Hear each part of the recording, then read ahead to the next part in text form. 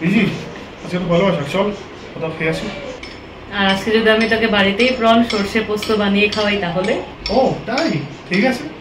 তো এখন গলদা চিংড়িগুলোকে ম্যারিনেট করব সামান্য একটু হলুদ দিয়ে আর সামান্য একটু নুন দিয়ে। তো এখন পেস্টটা বানিয়ে নিব, সর্ষে পোস্ত মিক্সিতে পেস্ট বানিয়ে নিব। তো আমাদের সর্ষে পোস্ত পেস্ট রেডি।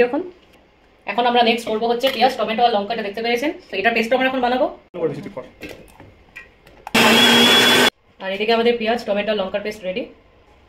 এবার সামান্য মাত্রায় সরষের তেল নেব।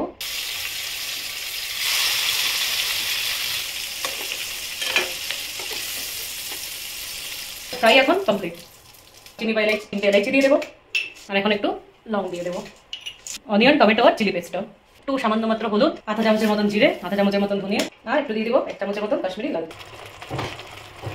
সরষে পোস্ত যে পেস্টটা বানিয়েছিলাম ওই পেস্টটা এখানে ঢেলে দেবো। মতো একটু চিনি দিয়ে দেবো, যখন সিম করে ঢাকা দিয়ে রাখবো। আর এখন ভেজে রাখা চিংড়ি মাছগুলো আমি এর উপরে ঢেলে দেবো এক এক করে। এখন আমাদের গ্রেভি রেডি হয়ে গেছে। গ্রেভিটা তখন আমি এখন সামান্য এটা তেল উপরে ছিটিয়ে দিব। তো আমাদের এখন সরষে পোস্ত প্রন রেডি। তো আজকে আমাদের লাঞ্চ রেডি। তো এখন আমরা খাবো ফ্রাইড রাইস আর সাথে সরষে পোস্ত প্রন।